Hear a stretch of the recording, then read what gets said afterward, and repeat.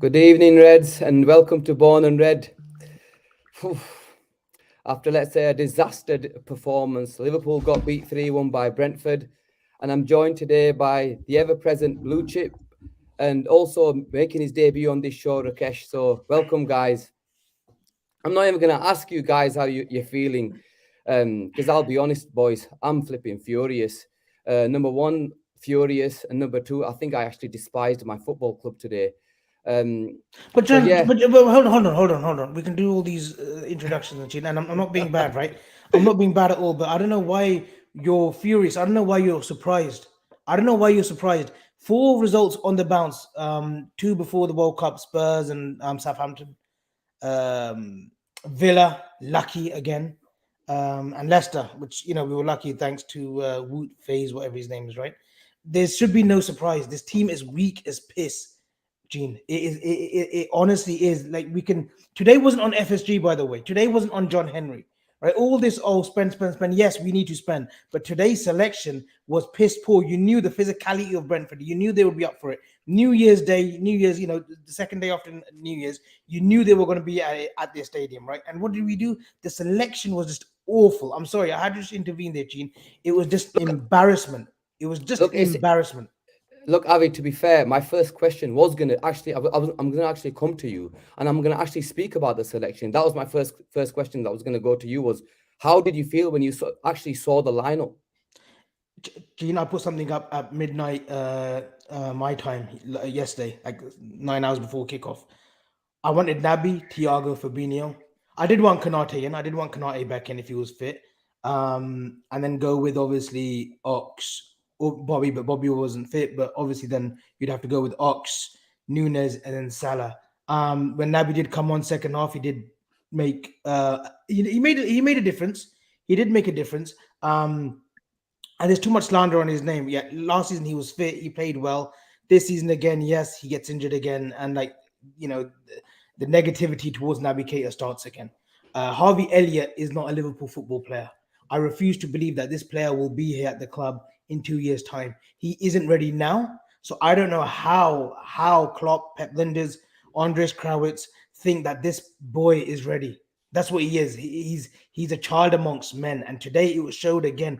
He can have all the technical ability that he wants. He can look flashy with the ball. He can play nice little 1-2 passes. He just isn't a 90-minute player. He isn't built for this Liverpool team. Unfortunately, he is. We were built on hard work, a work essence of Genie, Fabinho, Henderson, right? And I know we're going back a few years, but this team right now, it's a bereft. It's literally, there is nothing there. There is no pace and power. We are missing major components in this Liverpool team. Forget about the title. I ruled us out of the title after the United game. But honestly, I'm at a verge of saying I think top four's got done too. I think top four could be done too. If this carries on, if we don't get a midfielder in, and that's what it is sometimes, a little change, a little investment in the right area can make a world of difference to this team. There needs to be a lot worked on too, in terms of our shape, in terms of this 4-3-3, in terms of the way we look with Darwin Nunes in our team, the way we're sort of, there's no press, there's no energy. Gene, and some people sometimes say that this could be it. The last season was the peak of this Liverpool football team. Some people could say that. Some people could even question Jurgen Klopp now. Like, are the same players still responding to the same sort of tactical information that they're receiving from the coaches 6 years down the line? I'm not too sure. Okay, look, that's fair comments there. If we look, Rakesh, I'll come to you for this one. Look, we're going to go into the game and obviously go through what exactly happened in regards to the game. But I want to come to you. I had a question put to me earlier. Is this team actually spent? Do you feel as though this team is actually spent in terms of so many of our, let's say, core players? We see struggling, and they've struggled since the start of this season. Really struggled. So I just wanted to come to you to yourself for that one. What's funny is, if you'd asked me this question at the start of the season, I would have dismissed it out of hand. I would have. It wasn't even in my mind in any way, shape, or form. And then you see the odd performance here or there. Obviously, the early draws against Fulham and stuff like that, and you think, okay, all right, maybe a little bit of complacency set in. We had a good season last year. Maybe there's a bit of tiredness. All these kind of things. So you make some allowances in your head, and you say, okay, maybe things can get better. Especially when a lot of people lost their heads quite early, and I always try and be a little bit more measured. And I'll say, look, let's judge this team once they've played a significant number of games. And right now, I can't really say anything other than that. I can't disagree with that because in almost every facet of the game, we look 2 steps behind the opposition. And not even the best opposition in the league. Some of the most average teams in the league. Look, Brentford are a great club. What they've done with the resources they've got, incredible achievement. But the players on the pitch there today will still should have been good enough if they're playing to their optimum to take something to win the game. And we weren't at it from. Okay, we started the game okay. 10 minutes we had an opportunity with Nunes, but after that it just. We were like a shadow of our former selves. We do some of the same things. We have some of the same patterns of play. But I know it's become a bit of a dirty word in the Liverpool community, but the intensity is gone. The sharpness and the snapping of the passes, the closing down. Like when was the last time this Liverpool team, right, previous to this season, used to get bullied on the ball? When was the last time prior to this season would we get bullied? Only once in a blue moon, like a Watford away, maybe, in the title winning season, or maybe a West Ham last season away from home, when it was 3-2 and they beat us. This season, it's a regular occurrence. We're getting bullied. We're a shadow of ourselves. There's no aggression shadow of ourselves. Yeah, and the thing is that, okay, I mean, I know some of the players are kind of into their 30s or late 20s, but I'd still suggest that they're not really past their physical prime. Like Van Dijk at 31, he's not past his physical prime. He's still quick enough. He still should be fast enough, quick enough, strong enough. Fabinho, 29, should be big enough, fast enough, strong enough. It's just in other areas that, and those guys aren't doing what they're supposed to be doing. So, and then the guys that don't have those characteristics, like your younger players and stuff like that. I don't know, man. I'm lost for words, to be honest, because that was a shocker today. Yeah. Look, Asim's joined us, so we'll welcome Asim. Look, obviously we'll say, how are you feeling, man? It is a pure. It is. But look, we'll obviously come to the game, and look, Rakesh mentioned that we looked good I thought we looked good for the first 10 minutes. I thought we looked sharp. I thought we created that chance. We looked like we were in control, and then all of a sudden, after 10 minutes, it felt as though the game just went completely away from us. And it was a bit of a weird one, when I was looking at the game, thinking, look, we were in complete control 5 minutes ago. Where's our control gone all of a sudden? How did we allow Brentford to take control of this game so quickly? And yeah, I could get it. They controlled it. I'd understand if they controlled the game for 5 or 10 minutes, but it felt as though they controlled it for the first half. And I'll come on to obviously their first goal, Asim. I'll come to you for the first goal. Look, how did you see it? To be honest with you, I can't even remember. The game seems such a blur. I can't even remember how the first goal was, but I think it was from a corner. It was a bit unlucky on Ben Mee to Konate, wasn't it? Yeah, Konate's. But I think the commentators were going at it as well. And I put a tweet out, before the game where if this to control the Brentford side, you have to stop it at source. So you stop the crosses, you stop the overloads.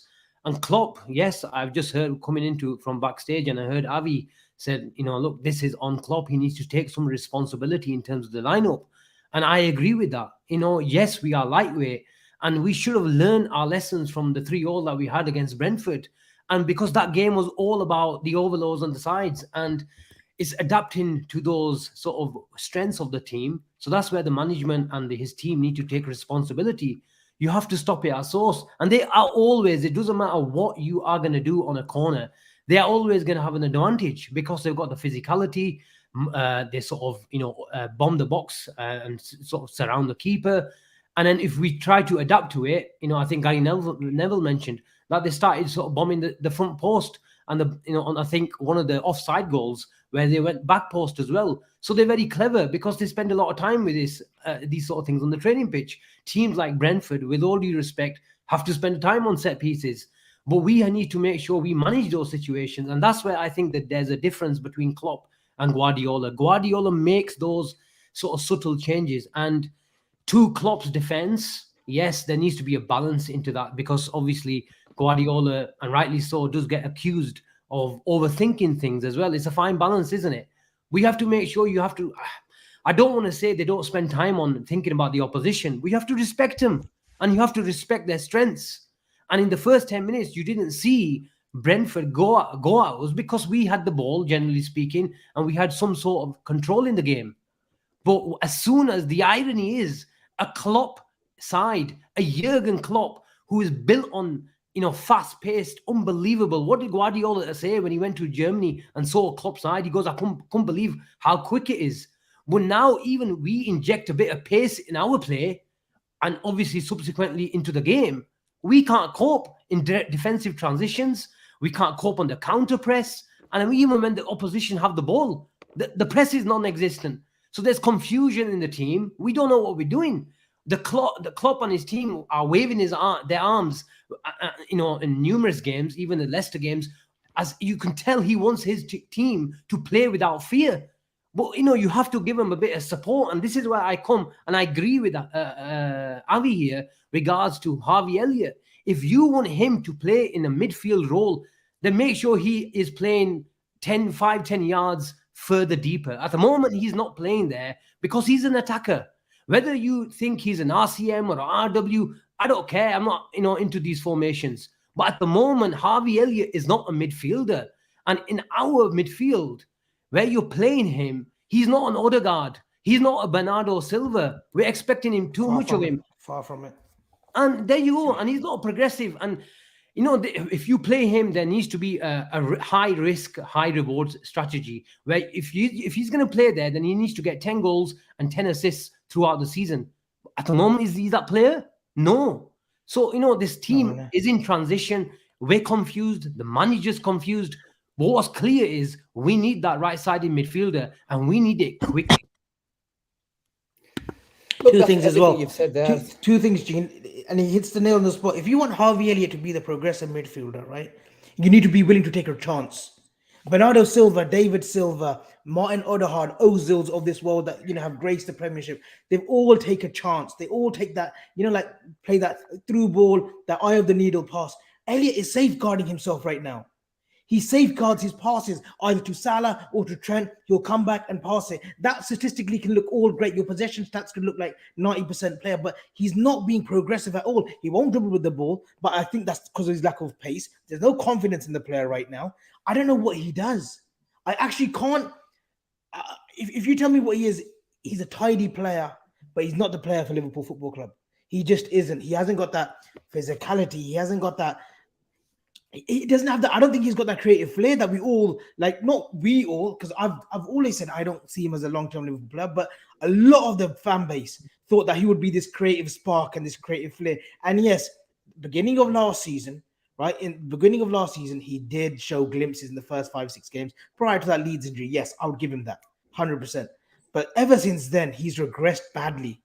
Players like Harvey Elliott, Fabio Carvalho, there shouldn't be that much pressure or the onus on them to do something. These boys need to be playing first team football, but at a different level, at championship maybe. Even Carvalho, the likes of Curtis Jones coming on. It's been 3-4 years. He will break down again with the amount of injuries that he's picking up in the last 18 months.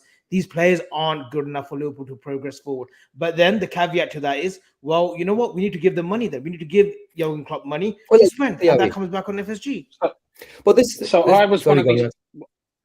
I was one of the people at the start of last season that thought that Elliott. I was so impressed by the impact he had when he first came in, and probably naively, I thought that he'll come back in and he'll have a proper pre-season. He'll come back and have a similar impact, and that just hasn't happened. I don't want to write off the kid just yet. And even some of the other guys who are even older, I don't want to write them off yet. From my perspective, for the amount of money we got some of these guys for, if they end up being Liverpool squad players for the rest of their careers, that's absolutely fine because we picked up relatively cheaply as long as they can do a job. The problem is he's now starting for Liverpool, and he, along with the other players, is not doing a job. And unfortunately, if you're going to look at the other guys, have got some credit in the bank. Your Fabinho's and Thiago's, they've got some credit in the bank, and Thiago has still been playing well recently. Elliott just hasn't been on it at all. But the problem is, Rakesh, is sorry, Gene, if I may. No, go on. In this system, where does he fit? We bought Harvey Elliott and Carvalho both from Fulham, but in this system, they just simply don't fit. They're more 10s rather than 8s. And yes, we don't want to write off a youngster, and same goes with Fab as well. But we're Liverpool. We should be going for every prize like we've been doing for the last 3-4 years. And this team, how many times have we said this team deserves more? This manager deserves more. And one league title for me is not enough. It just simply isn't. A lot of the fan base was saying it's the best team ever to sort of play in the Premier League. And with one league title, you feel that there was so much more potential in this team. And now, there's a case for it that is simply over the hill. Yes, you're right. The main cogs are there. We've got a brilliant world-class keeper. We've still got world-class defenders. There's plenty of world-class players here. But now it's a crunch time for Liverpool because everyone is investing. And I don't want to simply put it on FSG, but, there is a big need now. We've got 30 or 29 days or whatever it is to really assess, because the manager and his team went to Dubai during the World Cup and said, look, we worked on a lot of things and this and that. And I've not seen anything different. Have you guys? No. I also think this team is guilty of having too many influences in terms of selection, in terms of what's going on. I don't want to pick him out again, but I do feel that Pep Linders does have a bigger influence that people think in this football team. Everyone knows my thoughts on the book. Everyone knows my thoughts of how he takes the presses. And he said something last week about Bajicic, Ben Doak, another youngster as well, that it's almost like 3 new signings. You don't say that as an assistant. You don't say that, in the magnitude of this football club. Those are kids, right? Let them develop naturally. Don't put that kind of onus on them saying they're the 3 big signings, or not 3 big signings, but they're 3 signings for this club. Yes, but in the future, not now. Look at the now. And I honestly believe that, I don't know what's gone wrong from the back end of last season to this season, but it does seem as if there's been too many people in Klopp's head giving him different ideas and different sort of creations of how this Liverpool team should look like. We've gone away from the basics, Gene. That's what it is. We've gone away from the basics. We're trying to do things. We've even tried changing formations this season. And that was the biggest alarming thing about this football club. When Klopp said, when it wasn't going right at the beginning of the season, he said, we're going to try to look at different formations. You don't say that the fucking beginning of the season. You don't say that the mid-season. You don't say that at the end of the season. You do this in pre-season. You don't say after a few losses. When did he say that? He said this after it was a devastating loss. I don't know who it was to. Maybe the last loss that this football team, this club, in the league. Was it the Leeds one? No, the Forest one, perhaps. I think it was the Forest one, where he said we've got to actually look at now maybe implementing different formations in this team, because obviously the 4-3-3 isn't working. And he did try that. He did try the 4-2-4, but then he's reverted back to this 4-3-3, and it's not working. We're getting picked apart by the likes of Brentford, Nottingham Forest, lads. This football club is being picked apart. Look, Avi, you mentioned all of that, and I get everything that you've said, especially in regards to Linders. When he said the 3, they're basically 3 new signings. But end of the day, Avi, they might be saying that because there's no money for them to actually go out and spend 150 million on a left winger and a midfielder. So there might be reasons why Linders is actually coming out and saying this type of stuff, because there's no bloody money to go and spend. Then you'd rather should keep quiet. The money is there. The money. And I can't accept that. I just don't accept, Rax, that if the money's there, why are we not spending it? And I refuse to believe that Klopp would not spend money on a player. I just can't. That doesn't fathom with me. So for me, if the money's there, where is it? We're saying that we're going to have to go and sell a player to buy, sell to buy, however you want to call it. Yeah. Right now, we've got no entities to sell. Not of any value anyway. Not of any value. Go on, Rax, you were going to say something? Sorry, Rax, you were going to say something. No, I mean, I'm pretty sure when the accounts come out for last season, which should be pretty soon, they're going to show that we made more money last season than we've ever done before. And under those circumstances, I can't understand why there wouldn't be funds available. Because the thing is that he obviously was interested in bringing in Tchouaméni in the summer, and I think he would have brought in Tchouaméni and Nunes. So there is that whatever 60, 70, 80 million, whatever we would have potentially paid for Tchouaméni is available. And because of the urgency, I think now we need to also look at further investment. But I don't know. Time will tell when those numbers come out. But I can't believe that the money's not there. Rax, I'm in you where I'm in your sort of boat where I think that the money is there, right? The money is there, but then why aren't they spending it? They can't just pinpoint our first options. Tchouaméni wasn't going to happen as soon as Real Madrid came knocking, right, after the Mbappe deal when he extended at PSG. Right, yeah. So where's that money going? Why aren't you telling me that there's not a second or third option? We wanted Matheus Nunes, right? I was telling these boys very early in the summer, we want Matheus Nunes as probably an alternative to Tchouaméni, right? We looked at him, we were interested in him, and he waited for us. He waited for us, didn't he? He goes to Wolves. He goes to Wolves, and today John Percy, who's a very reliable journalist, who operates from the Midlands, is saying that we've got a kind of a summer agreement maybe in place for Matheus Nunes. What the fuck is summer going to do to us? When we're battling for top four now, this football club's battling for top four now. We need something now. We need a quick fix, patch-up job right now, not for the summer. I couldn't give a damn about whether we get Jude in the summer now. And after that, you really think, after the showings in recent weeks, in recent months, right? If I was Jude Bellingham, and I'm serious, if I'm Jude Bellingham, right? Forget all this, he's a humble footballer. He went to Dortmund. He's all about, being in the right management. Man City is the right management for him. Pep Guardiola is the right manager for Jude too. Yeah, let's not kid ourselves. If we think that Jude to Liverpool is a foregone conclusion, we should think again. But Avi, you and Rak, you guys said, look, the money's there. Well, can't FSG sort of support the manager now? And I'm yes, they always supported the manager, but I don't believe there's a massive sort of pile of cash there waiting for Jurgen Klopp to be spent. And if it was, we'd be spending it at the moment. And if you say yes, the change of formation came too late, but at least it came, and it's an indication and an acceptance from Klopp saying, look, I can't play the way I used to play. I can't play the way I like to play. Here's a 4-2-3-1. Here's a 4-4-2, because we can't press the same way. So if he's accepting that he doesn't have the legs in midfield, surely he needs to dip into the market. But where's the money? Why isn't he spending it if it's there? If he's accepting, he's accepting the legs, he hasn't got the legs anymore. He said after Gakpo that, now we've got to save a little before we spend again.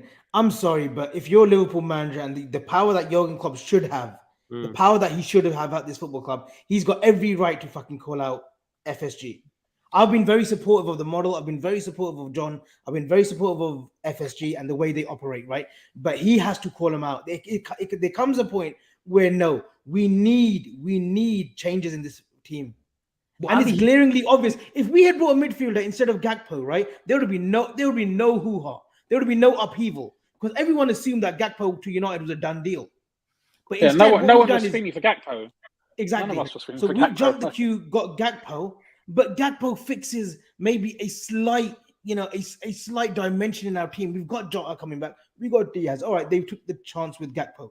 But we're glaringly obvious that we're missing 3 midfielders, guys, not one. We're missing an influx of 3 new midfielders.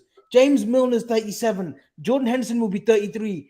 Thiago's 32 in March. Fabinho will be 30 in October. Ox is going. Naby question marks over whether he's going to stay. But, the consensus is he's gone. That leaves you with Elliott, 19, Jones, 21, and that leaves you with Cavalier and Bajicic, 18. You can't rely on that. We won't do anything going forward if that's what we're relying on. Look, and this is the biggest issue that we've got, Avi, sorry. And, you mentioned all of this. And, when you've got journalists, Joyce's come out saying we're not going to buy. There's a few others that have said that, it doesn't look like we're going to be dipping into the market. Then there will be upheaval amongst the fans. And, it is blatantly obvious in terms of, that we need reinforcements and we need them quick and we need them now.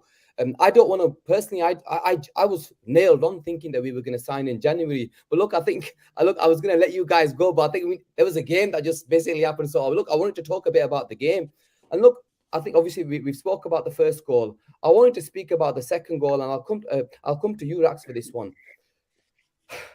What did you make of that? Just before, actually, you know what? Just before it as well, what happened, and then what led to the goal? The actual goal itself? I mean, we spoke about Harvey Elliott a few minutes ago, and that, I mean, in your defensive third, in your final defensive third, to play a dummy like that is, it's not just naive, it's stupid.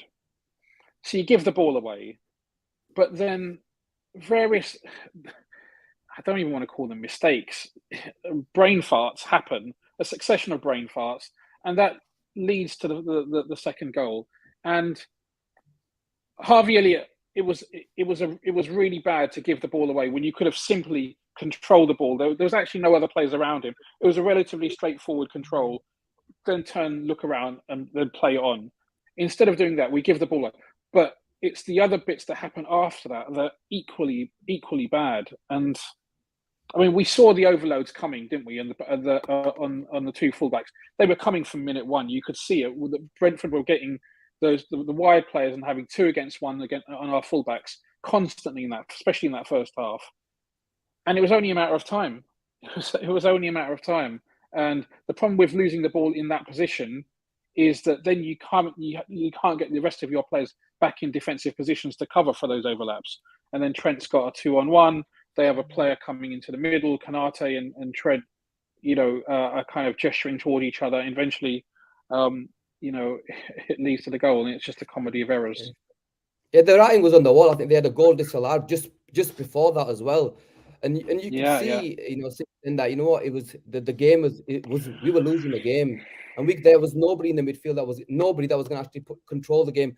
I thought defensively in the first half. I'll come to you, Avi. Sorry, what did you think of us defensively in the first half? Shaky. We were shaky.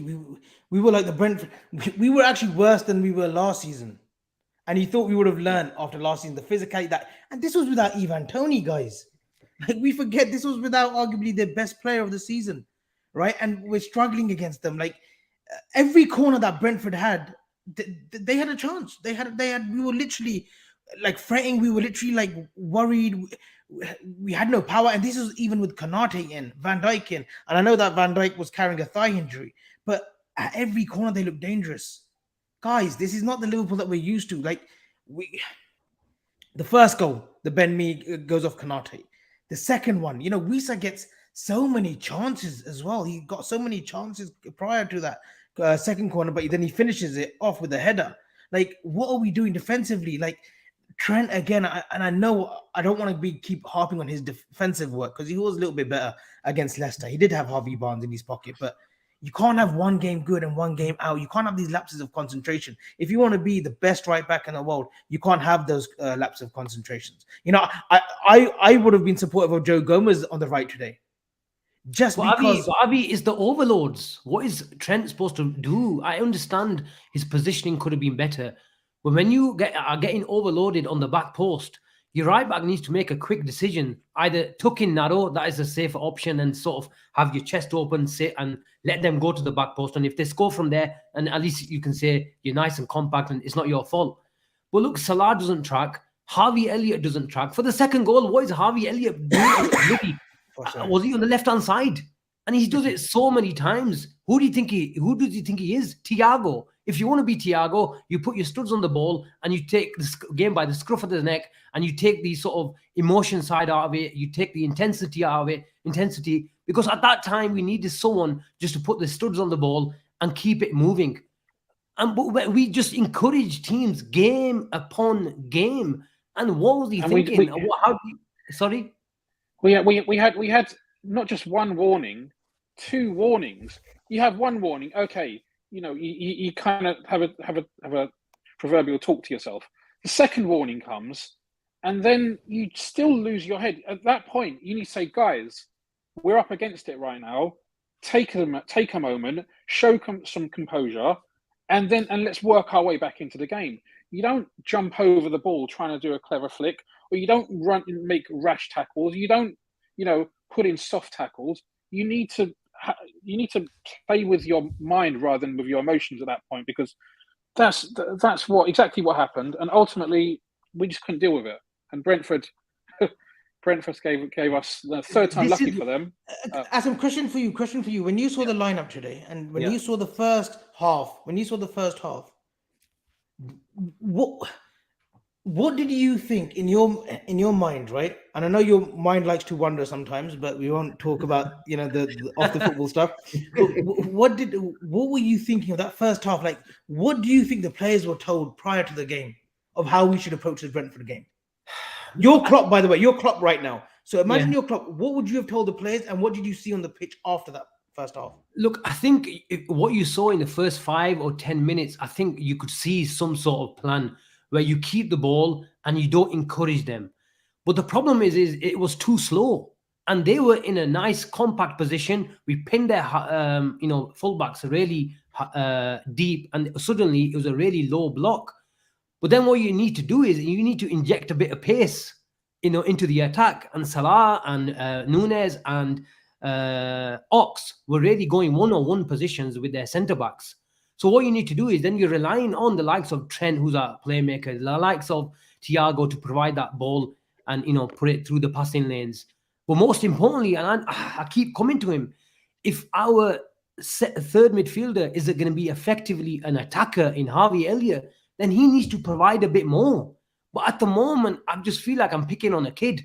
But he's a big problem. And for me, that's why at the start of the match, when I saw the lineup, I wanted to exert a bit of control into the game. And hindsight's a brilliant thing. And Naby played brilliant, I think, in the second half. But he did a lot more than Harvey Elliott did he did a lot more in 5 minutes than what Harvey did in first 45. But I wanted control into the attack, and then we can produce our magic because we got the better footballers, and the quality over 90 minutes will come through. But the moment you encourage teams like Brentford, who like to play the vertical passes and go into 2-on-2 positions alongside our centre backs, and that's what happened. It started bullying us.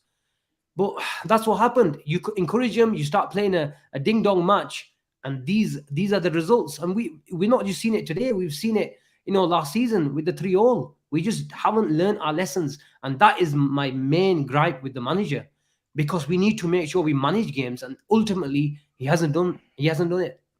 And look, I think maybe we are being a bit unfair on Harvey, right? Harvey Elliott, because he is a young player, but he's been put in that position, right? He's been put in that position by Jurgen Klopp. But just want to run these stats with you guys on his first half. Yeah, 0 ground duels won, 0 aerial duels won, which is, we know that he's a short kid anyway. 6 possession, he lost possession 6 times, the most of any Liverpool player. 0 interceptions, 0 tackles. We have that's chalk and cheese compared to the workhorse midfield that we used to have when we were challenging for the title, when we had Gini, Fabinho, Henderson, and then in recent times we had Thiago. That midfield, those are damning stats. And unfortunately, and I don't want to be harsh, I do not want to see Harvey Elliott this season in a midfield 3. If you're going to bring him on, fine, bring him on that right-hand side once Salah's, once we're ahead and, we've got the game to kill off, bring him off for Salah. But I don't want to see him on that left-hand side either of the front 3, because I think he doesn't do much there either when Klopp's been making changes in the Villa and Leicester game. I do not want to see Harvey in a midfield 3 for the rest of the season. And it's not and it's very unfair on him too. It's very unfair. This criticism is unfair because we're picking out a player who we know that position should have been improved on. So it is a bit unfair, but it's justified. It actually is justified. No, that's fair. That's fair what you've said. Look, so we go into the break and we go 2-0 down. Klopp makes 3 changes, which normally I don't think I've ever seen Klopp make 3 changes at halftime.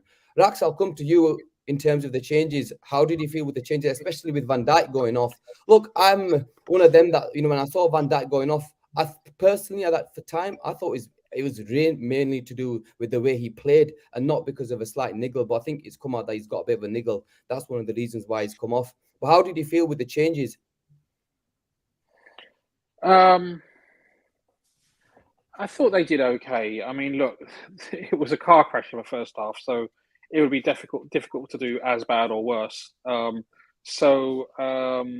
thought, and Brentford obviously they dropped back a little bit, which helped. They weren't as intense as they were in the first half, and Robertson came on, gave us something. I mean, Virgil, they said he had an injury, he had some strapping on his thigh. I don't know whether that's them just trying to save some face for him, or whether that's a legit injury. Perhaps not. It's difficult to say. Ordinarily, even if Virgil is not the player some people seem to think, I would still have him over Matip every day of the week. But in general, I think the Matip and Konate partnership did okay, apart from obviously the third goal, which eventually came, which I thought was a foul, but Konate didn't really help himself in that situation either. He could have done more. It was an okay second half. The players who came on did okay, but I'm not going to heap too much praise on them, because it was not much more than that. Yeah, but look, me personally, I thought with the way we came out, the first 5 minutes, we had the disallowed goal with Nunes, and then we actually got the goal with Trent. And then, I was expecting Liverpool to actually come out then and, all guns blazing. We'd sort of tried to create chances. But I think we didn't really see much after once we got that goal, did we really see we created many chances after that? I thought Robbo injected intensity in our game. We started passing it a bit quicker, and they were coming out after 2-0. They had to do something differently, and I thought Robbo was decent. And he started being a bit of an outlet down that side. He's got more energy and a bit more bite than Shimikas, and he's a lot better defensively as well on the recoveries. So I thought he had a decent game, and for about 15-20 minutes, I thought, we're going to see a comeback, especially when Nunes put the irony is it's probably his best finish in the last sort of 3 months, but he got choked off. And if that went in, I firmly believe we would be sat here with a different result and talking about a miracle or a comeback. But it wasn't meant to be. We didn't deserve anything. But yeah, I think Naby played quite well. He started stringing a few passes together. And what Naby brings us is something different. In midfield, he can actually go and beat the lines. He can play a 1-2 outside the box. He can do he can be involved in a triangle.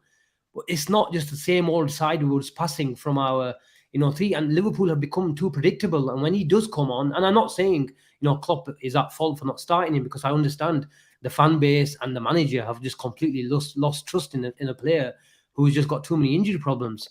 But when he does play, he does give us something that we don't have in our midfield, especially when he plays with Fab and Thiago. They can actually feed him, and he's protected, by them too. And Thiago we're not relying on Thiago all the time, providing, a ball over the top for, Robbo or Trent. So look, the substitutions, I agree with the Racks that they did all right. Who was the third one that came on?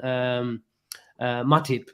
Yeah, look, he didn't do much wrong. He was Matip. He was won a lot of duels in the air and made us start the attack again. But we just look vulnerable when we lose the ball in those positions, and it doesn't matter how deep they are. And even for the third goal, I'm sure you'll come onto it. It could have been Konate, it could have been Matip, where we just got bullied off the ball, and it just took one pass for them to get in on goal. But I guess we had to take those risks, the longer the game went on. And it's just the same old stuff where, we just need to make a decision now and go back to basics, just like Avi said. And we need to decide what type of football do we want to play. The irony is a Jurgen Klopp side is going towards a more of a possession-based, sort of setup. And, our sort of rivals, which are Manchester City over the last 3-4 years, and they're sort of transitioning to more of a direct position, because we both had David Nunes and Haaland this summer, and they actually are feeding Haaland, a lot more than we're doing with Nunes, and they're getting closer. And I think we did that better today with Ox and Salah in more narrow positions. But I know I'm waffling on, maybe because I'm just confused with this team, and I just want answers. I know where the answers lie, but I'm just frustrated with our results, and the lack of sort of I don't know, a lack of urgency on and off the pitch. You know, we've That's also fair. had the World Cup to contend with as well. So you know, we didn't even have that many But participants in the every team had them, and we had the least ones, have we? the least one. That's what I'm trying. We had the least participants in the World Cup, yet we look tiresome still. Gene, it's as if these breaks to Dubai and all this sort of training that we've had, either that's not channeling into the players, or the players have lost faith in the system. Something's got to give. We can say that, we haven't spent, we needed a midfielder, yes, but the players that are responsible for the performances against Villa, Leicester, and now again I miss Brentford, right? They've not been great performances. The Villa game, yeah, in patches we should have seen them off with Darwin, but against Leicester we didn't look great. And today, we looked piss poor. So obviously the work that they've done in preseason in Dubai, it's just been detrimental, if anything, for this team. Yeah. This is the worrying thing, because if it's an issue of mentality, it's an issue that's affecting several players. That's a huge problem, because it's not like bringing in one player, bringing in a midfielder now, and bringing Cody Gakpo is going to change that. Because if that's a mindset issue, it's a lot more deep rooted, and I don't know how you go about rectifying that, because if players are sick and tired of hearing the same voice over the last 6 years, the only solution to that is to probably get them out. But we know that's not going to happen, because there's going to be a significant number of players you're talking about, and sometimes that's the real worrying thing. Sometimes what it is, sometimes teams just need a little bit of surgery done to them, right? Gakpo might have not been the answer now, but he may be the answer of the future. Fair enough. We've got him in now, rather than spending endless amount of money, towards him in the summer or whatnot. Or maybe we were scared of United nipping in for him. Okay, I understand that. But this team needs surgery, and they need to bring someone in. We can't be going into the last 5-6 months of the season. You know what? There's still 21 games to go, I believe, right? 21 games of the season to go. We can't be relying on that midfield. And sometimes it is just surgery and energy that we need in that team. And yes, it is Caicedo that we need in that team. He will fix a lot of the problems. And then you can address it again in the summer for whoever you want. Fair play. Look, I'm going to read out a couple of comments that have come out. Ahmed Hussein Gistigo, out of the last 17 games in the Premier League, we've been outrun by a fair distance in 14 games, let alone outfought and outsmart. Look, Avi, from what you mentioned, that just tells you something, doesn't it? And is it Clarence Wall? I could listen to you guys for hours after a defeat like that. Great therapy and analysis. Make it a long stream, boys. We only do an hour. He's a good friend. He's a good friend of ours on Twitter, by the way, Clarence. Yeah, and Hassan's got a comment on Elliott. You cannot rely on a 19-year-old to dictate and set tempo. He drifts to the right hand side a lot when receiving the ball too, and looks very uncomfortable out there. He isn't up to the level. Look, I think a lot of people agree with the comments that us guys have made, and yes, I'm with you, Hassan. I think. Look, I'll be honest, I've always been a big fan of Elliott. I genuinely thought, he would be the tweak that we needed, because sometimes I felt when we had that workman horse like midfield that we sometimes needed somebody with a bit more creativity, and then he had a decent start, and then I thought in the start of this season I thought he was one of our better players when all the rest of them were, let's say, shite. But look, I think over the last couple of months we've seen that he's just there's defensively and offensively he's just not offering us enough. Not offering us enough going forward and going back. So this team needs a tweak. This team needs for the owners, for the manager to go into the transfer market. I'm going to come to you with Asim on this one. Transfer market, we've got 29 days.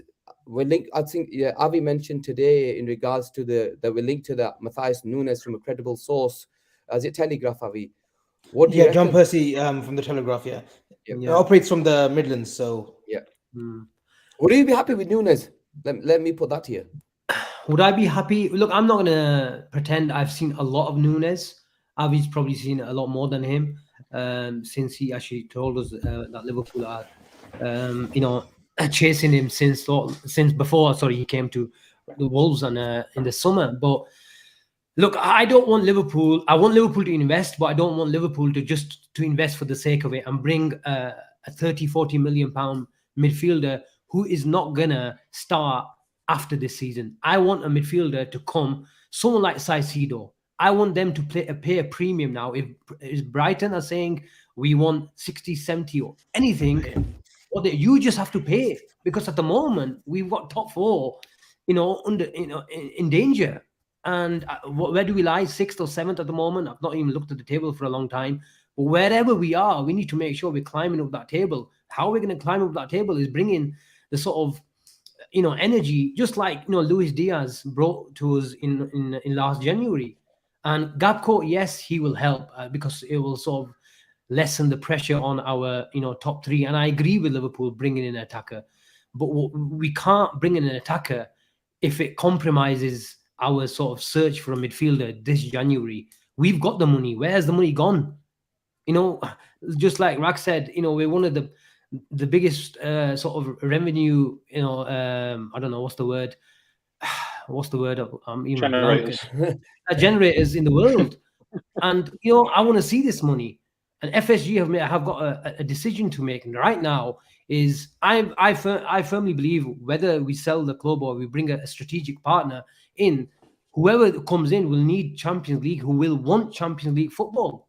And if it's going to be a full-on sale, then there will be two prices, in my opinion. One, if we get Champions League, and two, if we don't. And FSG are praying, we get Champions League football. So yes, but then wouldn't it be into their interest then to actually go and spend another 100 million to solidify that top four? It is, and I think Shahid mentioned this yesterday. We've had the likes of the reliable Paul Joyce come out and said Liverpool will only invest in the market if something sort of like, if barring an opportunity. Yeah, an unexpected opportunity arises. And I hope is that him covering his back? Is that him covering his back? That as well, but I hope it's a bit of a ploy from Liverpool just to tell Brighton we're not going to splash the cash, or just sort of give you what you want, if you like. But I don't know, there's 29 days. We have to act, because we can't sort of go into Europa League, this team. And then, we've heard some reports about Kanate getting linked to Real Madrid and this and that. And then we'll start having another conversation if we're sort of languishing in those sort of positions come the summer. The reality is what's turned out this season is basically turning out to be a bit of a transition season, and ultimately to come out of a transition season in the best way possible, we need to have the revenue that the Champions League brings, so we can buy the best players we can possibly bring in next summer. If we take a 100 million potential hit by not getting Champions League, I think that will have, not catastrophic, but it will have a major impact on the level of strengthening and the quality of player we can bring in.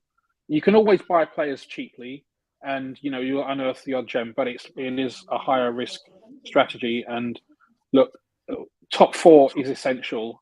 And you see Spurs dropping points the other day. You see Chelsea dropping points the other day. And you go into the Brentford game and think, okay, this could be a bit tricky, but if we really mean business, we need to be looking to win this game.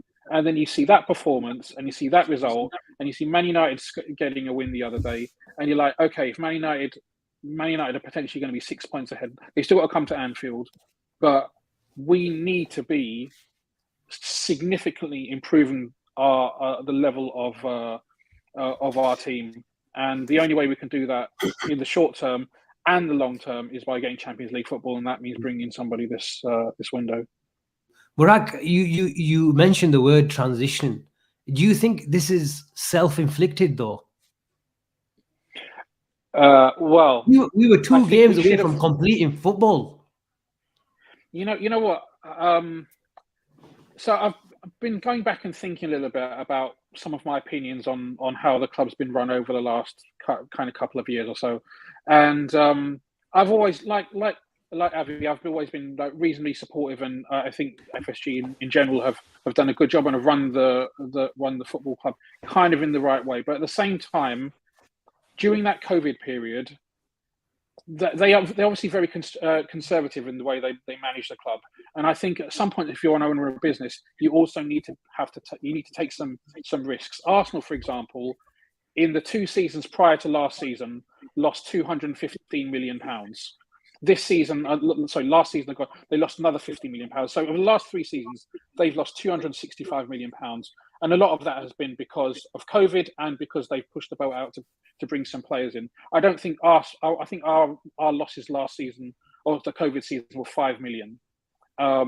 We could have pushed the boat out a little bit more, taken a little bit of a risk, and signed some better players at that point. I understand why they didn't, but at the same time, as a business owner, and I have my own company, sometimes you need to invest and you need to speculate and you need to take a little bit of a risk.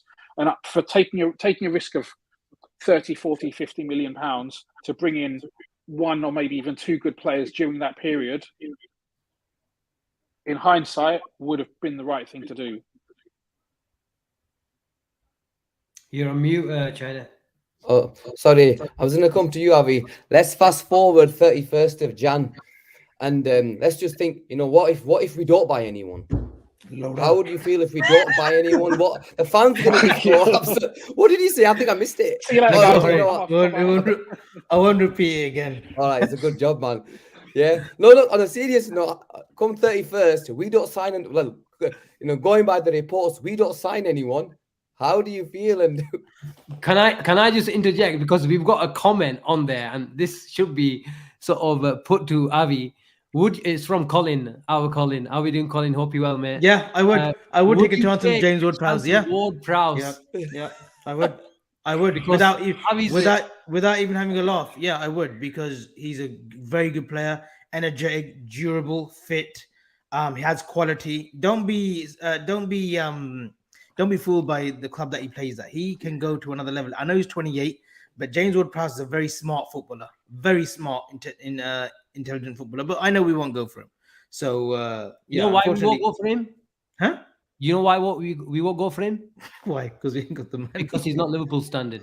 No, he is. That's him. He is. He should have been picked up from a different club, like earlier in his career. He's a good footballer. I like him. So anyway, yeah. But I mean, look, I actually want look 1 second. I actually want you to answer my question about how would you feel on the 31st of Jan, midnight 31st of Jan, and we've not signed anyone. And who you going for? Who you calling out? Because the majority of this fan base are gonna go loopy.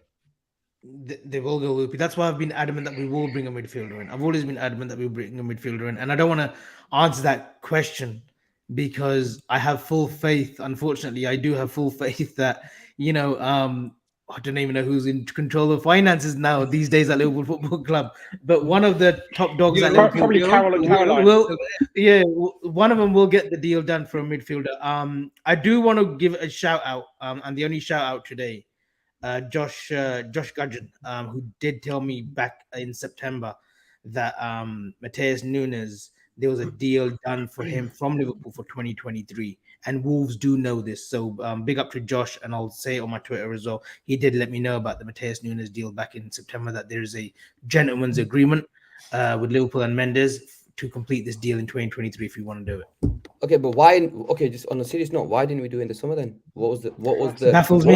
It baffles me. I know that his transfer fee to Wolves was very similar to what we're talking now. So, maybe it was just I don't know. I don't even know what they would call this, Rax. A loan, maybe? Because is he owned by Mendes? Is he a third-party agent-owned player? I'm not sure, but he went to Wolves. Third-party ownership. Third-party ownership's illegal now. Did Wolves pay a fee for him? So did Wolves pay a fee for him? 38 million, wasn't it? 37 million. Something like that, yeah. And now we're linked with them for 44. Is it 44 we're linked with them now? So it baffles me it baffles me to see why we didn't take a chance on him. But he was obviously liked by Liverpool. I know a certain reliable journalist refused or denied any talks, but Matheus Nunes was definitely on the radar after Tuchemani deal after that one took part. And I don't want to think about 31st of January yet, Gene. I've got my birthday coming up, and hopefully, the only thing that I want is a midfielder, and everyone knows that I've been crying out for a Caicedo, and I was a big fan of Matheus Nunes too. So either one of those two, not for the summer, for now. Fair play, Rax. I was thinking earlier about what next. What next for Liverpool? I just read one of the comments. Brighton's next, apparently, which is not great. Caicedo. So he's gonna. Yeah, ironic, isn't it? What next? I honestly, after that performance, I don't know. This is the thing. Like, I've spent so much time. I'm sure we all have. What can we do to improve this situation? What needs to be changed? What needs to be tweaked? And short of, players coming back from injury potentially, but I don't know if the players who are going to be coming back are going to make that much of a difference, or short of signing new players, how the problem can be solved. Because, like I said, I mean, if it's an issue between the players and Klopp, that doesn't get solved easily, So I hope Avi's right. I hope if we can bring in the Caicedo, I imagine Brighton are probably not going to want to sell him to us before the next game, but at some point after that, I think he has the characteristics that we're looking for in a Liverpool midfielder that can play effectively under Klopp. But what's worrying for me is that Klopp hasn't seen this in advance. Him and Pep Linders haven't actually said, we need a midfielder. They've actually run that risk of sticking with what they had. We've not signed a midfielder after Gini Wijnaldum, lads. No, we know about that, don't we? That's not that can't be FS. That can't be entirely on FSG, and it can't be. Oh no, we're looking for the perfect player. The perfect player doesn't exist. Jude Bellingham, whoever you want to name, Tuchemani, all the high level players. Perfection doesn't exist, right? You find the players that will fit the system. You can't tell me that Tuchemani was the only one. That Jude Bellingham is the only player that can fit the system. Where's the alternatives? We've always had alternatives to Mane, Salah. We had the Julian Brandts, the Mario Götzes. I get it. He only wanted Alisson in goal. He only wanted Van Dijk. I get it. Few exceptions. But you always have to have a plan B. No, that's fair. Well, Avi, the proof's in the pudding at the moment. In hindsight, our Tchouaméni money went on Núñez. No. There's money there to buy a midfielder. Yeah, I keep hearing this. There is money to. Okay, Asim, we brought Darwin Núñez. No. Listen, we brought Darwin Núñez, right? And then we brought Gakpo. So obviously there's money there. We've completed a £40 million deal for Gakpo, right? Yes or no? Yes. So where's that money come from? I'd rather that 40 million had gone towards a midfielder. That 40 million buys you Mateus Nunes. That money's come from our Champions League qualification to the next round. It doesn't work like that. Come on, finances don't work like that, okay? Honestly, we're not in the local council, right? On local here. council. No, this guy's been telling me there's 200 million sat in the bank account. Yeah, we've got players there. All the money's there. We signed a cheapo 37 million on Gakpo because it was a cheap deal. It's the bottom line, Avi. It's a cheap deal. We saw the cheap deal, and timing. Okay, Gene? Okay, if that's the case, they go and spend the money, go and take the player. To spend 1 second. Gene, we haven't got Todd Bowley money. We haven't got that kind of money. We haven't got that kind of money. Okay, fair. I don't want to listen. Rax, no, you have to listen. You know what? You have to listen because you give me this all positive vibe all the time, and I'm sick of it. Rax, if you want to go and buy a player, you go and spend the money and go and buy a player, especially if we're the 6th biggest club in the world in terms of revenue. Where's the money? It's inside our bank account.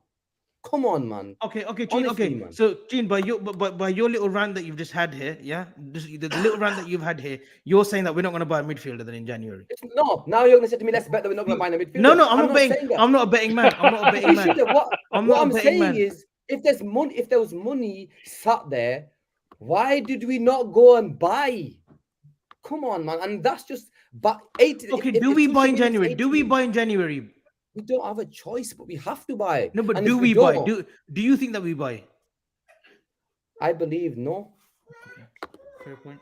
And there's no bet. That's fine. I know. I just believe him. I think that. And to be honest, me saying yes right now, that's all on hope right now.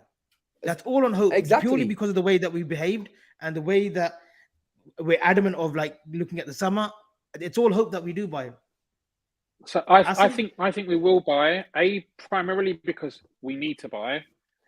Secondarily, because the money I believe the money is there. Thirdly, because we showed we're interested in Tchouaméni, so they obviously understand that there is a need to fill a spot in midfield. And fourthly, because from what I understand, we tried to do a deal for Caicedo right at the end of the summer window, and it was too late, and Brighton weren't having it, and that gap, as we all know, is still there, still needs to be filled. Okay. And if they don't have the money, they need to find the money, because that's how important our season pretty much is dependent on it. Well, Rax, you know, you mentioned that. Have you asked him 1 second? I've got. I want to take you back a few years. Yeah. Okay. There was a time when we were dying for a centre back. Right, literally, it came to Jan. We had to sign a centre back. We were down to our bare knees, where you want to call it, yeah. And Kabak and Davis. we signed Kabak and Davis. That is why I don't believe we'll buy. This was my reasoning as to why I believe we are not going to buy, because look, let's face the music. These owners haven't really. But we know the reason for that, Gene. They were waiting for Konate, which the deal got done. No, they were. You can look away. They waited for Konate, and they actually confirmed that deal in March. Mid-season, towards the end of the season, they confirmed Konate, and they couldn't get Konate in January. They just couldn't. So yes, Kabak and Davis weren't the answer, but they had Konate in place. These what I mean. That ain't FSG. That's Klopp. That's Klopp and the coaches saying, no, we're going to wait for Konate for the summer. You can't just say that's FSG. We could have given Leipzig another 5-10 million on top. They said, no, we don't want to sell him in January. You can have him in the summer. Yeah, because it all boils down to money, isn't it, Avi? The money makes the world go round. As in Leipzig said, we're not selling him this season. How many times have we bought a player on our terms? Gakpo, we've been told we was monitored, not just in the last month, 3-4 months, even longer than that. But it's all about timing when a Liverpool player, why didn't we buy Van Dijk for an extra 5-10 million? Why didn't we buy Naby? It's all about money. And we buy players when it's on our terms.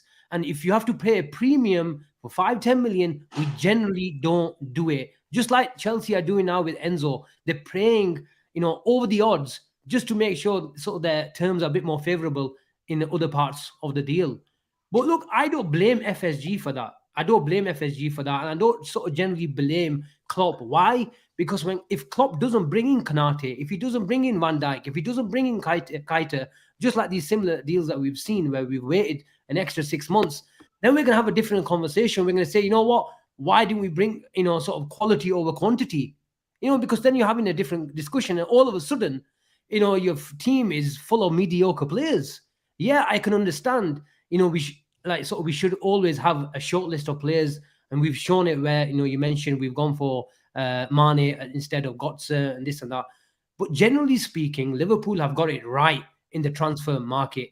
We were the benchmark, for many, many teams. Our on the pitch and off the pitch tactics, our analyst teams, call it what you like. Every department of the club was brilliant. And like I said, everyone looked up to us. But now all of a sudden, in the 6 months, I know people are leaving. We're having troubles on the pitch and off the pitch. But this hasn't happened overnight, guys. It's just a consequence of us neglecting and the engine room of our team. And that's what it boils down to. We've neglected it. And what's that start? We've bought 2 midfielders over the last 4 or 5 years in Arthur and Thiago. It's shocking. Are you surprised this is happening? I'm not. No, that's fair. Look, we've got a comment from LFCR786. Thanks for, it's a super chat, man. Appreciate the super chat. Lads, I think the club needs a kick in the teeth, as does Klopp. We've got away with it before in 2020, 2021, but our utter complacency and arrogance deserves us not to get top 4. The club needs a shake-up. Look, if I'm honest with you, I think in terms of the shake-up, the owners have actually come out and said that they want to sell the actual club. So we're actually at a stage now where they want to, they've probably realised that they've taken us as far as they can. Obviously, look, we don't know how long this is going to take. Obviously, look, they're going to be here till more or less the summer now. So look, in terms of the actual club, Avi, where do you see in terms of the sale? Is there any news in terms of the sales? I know we have my lips are sealed now. Everyone knows. Everyone knows what I said. I said end of November. I did say that we were in talks. I still believe it will be American hands.